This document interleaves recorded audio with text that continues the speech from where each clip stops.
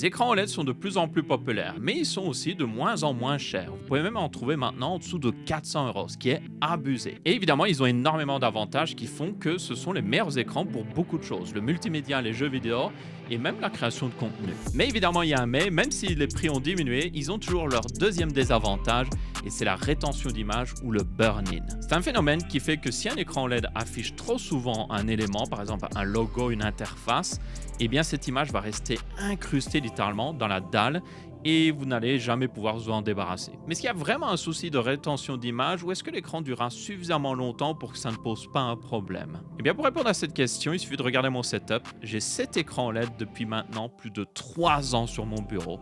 Donc j'ai accumulé littéralement des milliers d'heures dessus à avoir des interfaces fixes, notamment mon programme d'édition, des interfaces de jeux vidéo, la plupart du temps Minecraft, on va être honnête. Et du coup, après plus de 3 ans, qui est d'ailleurs le chiffre de garantie donné par beaucoup de marques pour les soucis de burn-in, c'est-à-dire qu'au-delà de 3 ans, eh bien, ils ne remplaceront plus l'écran.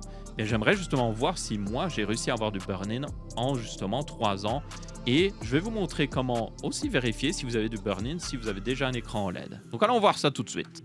Donc ça, c'est mon écran d'un petit peu plus près. C'est un ROG PG42 UQ pour ceux qui se demandent. C'est un écran qui est sorti en 2022. Donc il utilise une vieille dalle OLED qui était aussi présente dans la LG C1. On est actuellement au LG C6. Donc ça vous permet de vous remettre en contexte à quel point cette dalle n'est pas tout à fait récente et donc elle n'utilise pas les dernières technologies justement anti-burn-in. Et du coup, ça se voit parce qu'après 3 ans, j'ai enfin du burn-in. J'ai une petite zone avec du burn-in que je vais vous montrer. Et ce, malgré les protections que j'ai mis en place. Déjà, je cache la barre des tâches, comme vous pouvez voir. Parce que la barre des tâches a beaucoup d'éléments qui pourraient rester figés dans l'écran. J'ai aussi toutes les technologies de protection de l'écran qui sont activées. Donc, notamment, au bout d'un moment, la luminosité va diminuer automatiquement si l'image reste trop fixe. Et enfin, une dernière protection que j'ai en place, et que je vais d'ailleurs enlever, c'est que j'ai une veille automatique sur Windows. C'est un paramètre que vous pouvez mettre en place très facilement et qui vous permet de, par exemple, juste afficher même une image noire au bout d'un certain nombre de minutes d'inactivité. Donc là, vous pouvez voir qu'au bout de 2 minutes où je fais rien, donc vraiment, il n'y a aucune vidéo qui joue, il n'y a pas un jeu vidéo qui tourne derrière, l'écran va automatiquement devenir noir. Il n'est pas éteint, c'est juste qu'il affiche une image noire. Mais sur un écran OLED, ça veut dire qu'il est basiquement éteint. Et donc là, je vais le désactiver pour justement faire pleinement le test et surtout pour faire en sorte qu'il ne s'éteigne pas automatiquement. Ok, pour ceux qui veulent tester s'ils ont des problèmes de burn-in, que ce soit sur leur écran de PC fixe, PC portable, mais même téléphone, on va utiliser ce qui s'appelle une image de grayscale. C'est tout simplement une image grise. Vraiment, c'est juste une image grise qui montre bien mieux où sont les zones de burn-in. Mais avant ça, un premier truc que vous devez faire, c'est juste nettoyer votre écran parce que des fois, juste des traces de doigts pourraient vous donner l'impression que certains pixels n'ont pas la même couleur et c'est dû au fait que vous avez juste mis une trace de doigt dessus. Donc, nettoyez bien votre écran avant de faire des tests justement pour voir s'il y a du burn-in. Et ensuite, je vais vous mettre un lien dans la description vers une vidéo qui a différents grayscale, mais aussi différentes images de couleurs qui permettent de justement voir s'il y a un problème de burn-in. Donc là, on commence avec juste une image noire. Donc là, forcément, vous ne verrez pas s'il y a un problème de burn-in. Donc ma foi, on va juste laisser jouer. Bon, là, c'est blanc. C'est juste très éblouissant. Je ne vois... Ah, voilà. Là, on a la première image grise. Et je peux vous dire que je commence à voir quelque chose. Image rouge, je ne vois rien du tout. Image jaune, je ne vois rien du tout, personnellement. Ça, c'est du cyan.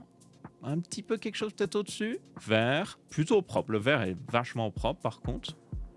Et maintenant, on arrive aux différents niveaux de grayscale. Et c'est là que vous allez commencer à voir les problèmes. Parce qu'afficher une image grise permet de vraiment révéler les défauts d'un écran. Et c'est pas juste le burn-in. Ça va révéler les problèmes, par exemple, de rétroéclairage sur les écrans IPS, qui des fois, il y a une zone de rétroéclairage qui est plus importante à un endroit et moins importante à un autre endroit. Et ça va révéler plein de petits défauts comme ça. Ça révèle aussi un problème sur les écrans LED qui ont des fois l'impression d'être sales. Vous avez l'impression qu'il y a comme des traces un petit peu sur l'écran et qu'il est sale, mais en fait, c'est juste la dalle OLED qui est comme ça. 35% et l'endroit où vous allez le voir le plus, c'est à partir de 40%. Là, je suis à 40 et 45, c'est le pire. Et c'est là que j'ai vu justement mon souci de burn-in. Et en réalité, c'est très discret parce que c'est juste au-dessus à cet endroit-là. Et je ne sais même pas si vous allez le voir correctement sur la caméra, mais on voit des sortes de lignes horizontales le long de mon écran. Et c'est certainement dû au fait que c'est les barres des différents logiciels que j'utilise en fait. Vous pouvez voir que les différentes barres de mon logiciel d'édition sont exactement à l'endroit où j'ai un problème de burn-in. Donc, visiblement, à force de traîner dans DaVinci Resolve, j'ai créé un petit peu des problèmes de burn-in sur mon écran. En plus de ça, vous avez aussi les barres de navigation des navigateurs qui seraient là. Donc, c'est clairement l'élément qui s'est le plus marqué sur mon écran. Parce que la barre des tâches, encore une fois, je la cache. Donc, j'ai pas eu ce problème de la barre des tâches qui reste figée. Et là, quand vous avez du burn-in, il n'y a pas grand-chose à faire, honnêtement. Vous ne pouvez pas vraiment revenir en arrière. Ça a commencé et ça va continuer, surtout si vous utilisez l'écran de la même manière. Il y a toutefois quelques technologies, on va voir d'ailleurs sur cet écran. Il y a une technologie qui permet de rafraîchir les pixels. Et j'ai envie de voir justement si ça permet de régler le problème ou si c'est juste voilà, un effet placebo. Vous faites un petit rafraîchissement de pixels et vous sentez que maintenant il n'y a plus de burn-in, c'est bon. Alors qu'en réalité, ça fait rien en fait. Donc pour cela, je vais aller dans le menu de Setup et on va aller dans Screen Protection et on a Pixel Cleaning. Et on va lui dire de faire le Pixel Cleaning. Voilà. Et ça va prendre un petit moment.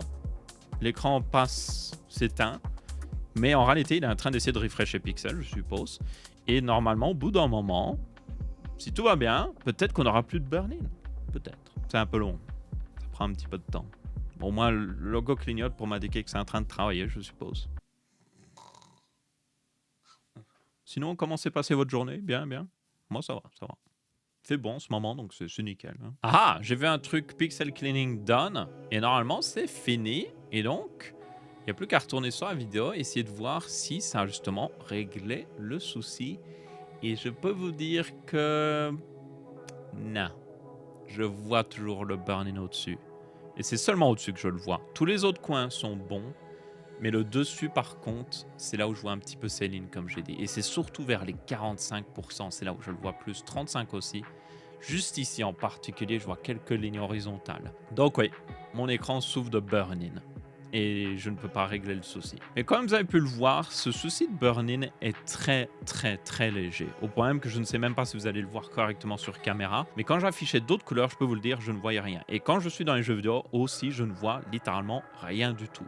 Donc au final, 3 ans d'utilisation avec plusieurs milliers d'heures, je pense que là, c'est plutôt prometteur. Ça me fait un peu penser à la peur qu'on avait avec les SSD quand ils ont commencé à se démocratiser dans les PC, où les gens pensaient vraiment qu'un SSD avait très peu de durée de vie et au bout de 2 ans, il allait mourir parce que toutes les cellules mémoire étaient utilisées. Et en réalité, on l'a vu, un SSD, ça dure pas mal de temps. Ça peut même durer une dizaine d'années sans aucun souci. Alors évidemment, j'ai pris des précautions. Vous avez aussi Asus qui a pris des précautions avec cet écran. Alors il y a les différentes technologies. Il y a aussi le fait qu'ils utilisent un radiateur derrière l'écran qui permet de dissiper un peu mieux la chaleur. Mais les protections, en tout cas qu'ils ont mis en place, semblent plutôt bien fonctionner. Plus le fait que je l'ai assez bien babycité. Du coup maintenant, je vais arrêter de le babysitter. Je vais désactiver certaines des précautions que j'ai mis en place pour éviter justement le burn-in. Notamment la barre des tâches, je vais maintenant à nouveau la mettre en permanence parce que c'est pas très pratique qu'elle soit cachée honnêtement. Je vais aussi augmenter le temps avant que l'écran se mette en veille, donc avant qu'il affiche une image noire, parce que des fois c'est un peu trop rapide. Même si ça s'affiche seulement quand j'utilise pas le PC, mais des fois ça m'arrive de juste regarder un mail comme ça et au bout de 2 minutes, l'écran devient noir forcément. Donc je vais augmenter ça. Et du coup, je vais voir combien de temps il continue de durer. Est-ce que le burn-in va s'accélérer?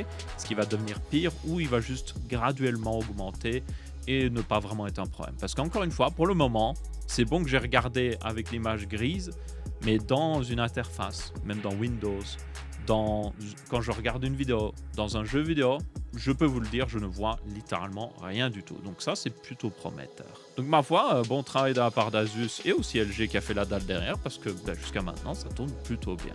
Et donc, je suis en train de me dire que c'est plutôt prometteur aussi pour les nouvelles dalles qui ont encore un peu plus de technologie et surtout beaucoup plus de choses pour mitiger justement ce problème de burn-in. Alors bien sûr, ici, c'est mon utilisation, mon cas d'utilisation. Vous avez d'autres personnes qui ont fait des tests beaucoup plus agressifs, notamment vous avez Hardware Unbox qui a fait un test à long terme et eux notamment ils ont eu du burn-in plus rapidement, mais c'est dû au fait qu'ils avaient littéralement désactivé la plupart des technologies de protection. Donc ça, il faut en tenir compte. Donc la seule recommandation que j'ai pour quelqu'un qui a un écran LED ou si vous comptez en acheter un, c'est juste laisser les protections en place, mettez le mécanisme de veille au bout d'un moment, ça ne fait pas de mal et encore une fois, c'est en cas d'inactivité. Donc si vous êtes en train de jouer, regarder une vidéo, ça n'arrivera pas, ça ne va pas se mettre en veille. Et la barre des tâches, personnellement, je la laisserai en réalité. Et juste, voilà, vous pourrez utiliser votre écran, selon moi en tout cas, selon pas trop de soucis. Bien évidemment, ça reste un écran LED et le burn-in finira par arriver. La question est, est-ce que ça prendra 3 ans comme moi, 2 ans, peut-être 4 ans, 5 ans, 6 ans, ça dépend des personnes. Mais en tout cas, plutôt prometteur pour ces dalles OLED. Et c'est tout pour cette vidéo. Ma foi, on se retrouvera d'ici quelques temps quand j'aurai accéléré le burn-in de l'écran pour voir justement à quel point il peut progresser ou si justement il n'y a pas vraiment de raison de s'inquiéter. Et je testerai certainement aussi des nouveaux écrans OLED dans le futur. Je suis en train de regarder à passer un nouvel écran justement et celui-ci, le nouvel écran auquel je passerai, comme c'est une nouvelle dalle, j'en profiterai pour juste désactiver un maximum de technologies qui sont embêtantes et je l'utiliserai vraiment pleinement. Et s'il y a du burn-in qui apparaît au bout de 2 ans, 3 ans, ben, je ferai une vidéo dessus justement. Et s'il n'y a rien qui apparaît, ben, je ferai aussi une vidéo dessus. Donc merci à tous. J'espère que vous avez bien apprécié cette vidéo. Si c'est le cas, vous pouvez laisser un pouce bleu. Si ce n'est pas le cas, vous pouvez laisser un pouce rouge. On se retrouve après une prochaine. Je vous dis ciao ciao.